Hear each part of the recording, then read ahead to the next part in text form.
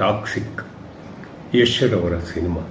ಅದರ ಪ್ರಮೋಷನ್ಗೆ ಅವರು ಧರ್ಮಸ್ಥಳಕ್ಕೆ ಹೋದದ್ದು ಸಂತೋಷವಾದಂಥ ವಿಚಾರವೇ. ಆದಾಗ್ಯೂ ನಾವು ಗಮನಿಸಿದ್ದ ಭಾರಿ ಮುಖ್ಯವಾದ ಅಂಶ ಅಂತಂದರೆ, ಸೌಜನ್ಯಳ ಪ್ರಕರಣದಲ್ಲಿ ಇಲ್ಲದ ಕಾಳಜಿ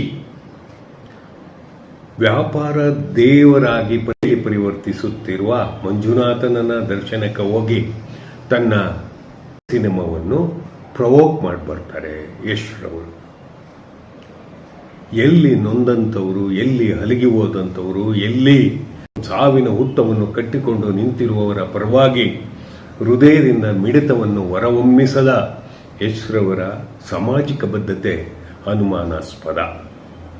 ವ್ಯಾಪಾರವನ್ನೇ ಮುಂದಿಟ್ಟುಕೊಂಡು ನನಗೆ ಜಯ ದೊರಕಬೇಕು ಈ ಚಿತ್ರಕ್ಕೆ ಅಂತ ಹೇಳಿ ಹೋಗುವಂಥದ್ದು ಬೇರೆ ವಿಚಾರ. ಆದರೆ ಇವರು ಓದಂಥದ್ದು ಬಹಳ ಬಹಳ ಬಹಳವಾದಂಥ ಸಂಯಮದಿಂದ, ಭಕ್ತಿಯಿಂದ ಅಂತೂ ಅಲ್ವೇ ಅಲ್ಲ. ತನ್ನ ವ್ಯಾಪಾರದ ಏಳಿಗೆಗಾಗಿ, ಅಭಿವೃದ್ಧಿಗಾಗಿ ನೆಲದಲ್ಲಿ ಮಣ್ಣಾದಂಥವರ ಅಮಾಯಕರ ಪರವಾಗಿ ಒಂದೇ ಒಂದು ಧ್ವನಿ ಎತ್ತಲಿಲ್ಲ ಯಶ್ರವರು. ಇದೊಂದು ಆಶ್ಚರ್ಯವಲ್ಲದೇ ಇರುವ ವಿಚಾರ. ತಾನು ಅಲ್ಲಿಗೆ ಹೋದರೆ ತನ್ನ ಯಾರು ಅಭಿಮಾನಿಗಳ ವೃಂದ ನನ್ನನ್ನು ಸುತ್ತುವರಿತದೆ, ನಾನು ಹೇಳಿದ್ದೆಲ್ಲವೂ ಸರಿ ಹೋಗುತ್ತೆ, ಆ ಮೂಲಕವಾಗಿ ನನ್ನ ನಂಬಿಕೆ ದೇವನ ಬಳಿ ಬಂದಿದ್ದೇನೆ ಅನ್ನುವಂತಹ ಅಂಶದೊಡನೆ ಇವರು ಹೋಗಿರ್ಬೋದು. ಆದಾಗ್ಯೂ ಕೂಡ ಇಲ್ಲೆಲ್ಲಿಯೋ ತುಡಿಬೇಕಾಗಿತ್ತು. ಸತ್ತವರ ಪರವಾಗಿ, ಅತ್ಯಾಚಾರಕ್ಕೊಳಗಾದಂಥ ಪರವಾಗಿ ಅನ್ನುವ ನಮ್ಮ ಆಶಯಕ್ಕೆ ಅವು ಇಂಬು ಕೊಡಲಿಲ್ಲ, ನೀರು ಉಳಿಲಿಲ್ಲ.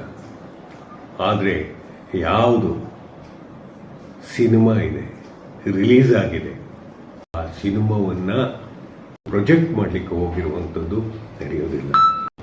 ನನ್ನ ಇದು ವೈಯಕ್ತಿಕ ಅಭಿಪ್ರಾಯ. ಒಂದು ತುಡಿತವೇ ಇಲ್ಲದೆ ಇರುವಂಥ, ಮಾನವೀಯ ಕಾಳಜಿಯೇ ಇಲ್ಲದೆ ಇರುವಂಥ, ಒಂದು ವಿವೇಕರಹಿತವಾದಂಥ ನಡೆದಿರುವ ಯಶ್ರವರಿಗೆ ನೊಂದವಳ ಧ್ವನಿ ಪರವಾಗಿ ನಿಲ್ಲಬೇಕಾಗಿತ್ತು. ಅತ್ಯಾಚಾರಕ್ಕೊಳಗಾದವಳ ಪರವಾದಂಥ ಒಂದು ಬಲಿಷ್ಠ ಧ್ವನಿ ಮುಳುಗಿಸಿದರೆ ಅಲ್ಲಿ ಅಗಾಧ ಜನರು ಇವರ ಸಿನಿಮಾವನ್ನು ನೋಡ್ತಿದ್ರು. ಸಿನಿಮಾ ಎಲ್ಲಕ್ಕಿಂತ ಹೆಚ್ಚಾಗಿ ಪೌರ ಪ್ರಜ್ಞೆ, ನಾಗರಿಕ ಪ್ರಜ್ಞೆ ಮತ್ತು ತುಡಿತದ ಪ್ರಜ್ಞೆಯವರನ್ನೇ ಯಶ್ ಮಾತಾಡಬೇಕಿತ್ತು. ಆ ನೆಲದಲ್ಲಿ ನಿಂತು ಭಕ್ತಿಯ ಭಾವದಲ್ಲಿ ಮಂಜುನಾಥನ ನೆರಳಲ್ಲಿ ಈ ಥರದ ಅತ್ಯಾಚಾರ ಮಾಡಿದವರ ವಿರುದ್ಧ ನನ್ನ ಧ್ವನಿ ಇದೆ ಎನ್ನುವಂಥ ಒಂದು ಧ್ವನಿಗೆ ಧ್ವನಿ ಸೇರಿಸುವ, ಸ್ವರಕ್ಕೆ ಸ್ವರವನ್ನು ಸೇರಿಸುವ ಅಂಶವನ್ನಾದರೂ ಎತ್ತಿಡಿಬೇಕಿತ್ತು ಅಂತ ನಮ್ಮೆಲ್ಲ ಅಂಶ. ಇದು ಏನನ್ನು ತೋರಿಸ್ತದೆ ಅಂತ ಹೇಳಿದರೆ, ಭಕ್ತಿ ಎನ್ನುವಂಥದ್ದು ವ್ಯಾಪಾರಕ್ಕೆ, ಭಕ್ತಿ ಎನ್ನುವಂಥದ್ದು ತನ್ನ ಸಿನಿಮಾ ಓಡೋದ್ರ ಮೂಲಕವಾಗಿ ಲಾಭ ಗಳಿಸಲಿಕ್ಕೆ, ಲಾಭ ಗಳಿಸಿದ 0.01% ಹಣವನ್ನು ಈ ಥರ ಅತ್ಯಾಚಾರಕ್ಕೊಳಗಾದಂಥ ಹೆಣ್ಣು ಮಕ್ಕಳಿಗೆ ಮೀಸಲಿಡ್ತಿದ್ದೇನೆ ಎನ್ನುವಂಥ ಮಾತನ್ನು ಹೇಳಿದರೆ ಮತ್ತೇನೋ ಆಗ್ತಿತ್ತು. ಅವು ಯಾವೂ ಆಗದೆ ಇರೋದ್ರಿಂದ ಇದೊಂದು ಕಹಿ ಅನುಭವ. ಎಲ್ಲ ರಾಜಕಾರಣದಂತೆ, ಎಲ್ಲ ನಟರಂತೆ ಇವರು ಆಗಿದ್ದು ಬಲೆ ದುಃಖ. ಹಾಗೆ ನೋಡಿದರೆ ಸೆನ್ಸಿಟಿವ್ ಆಗಿದ್ದಂಥ ವ್ಯಕ್ತಿ ಅಂದರೆ ದುನಿಯಾ ವಿಜಯರವರು.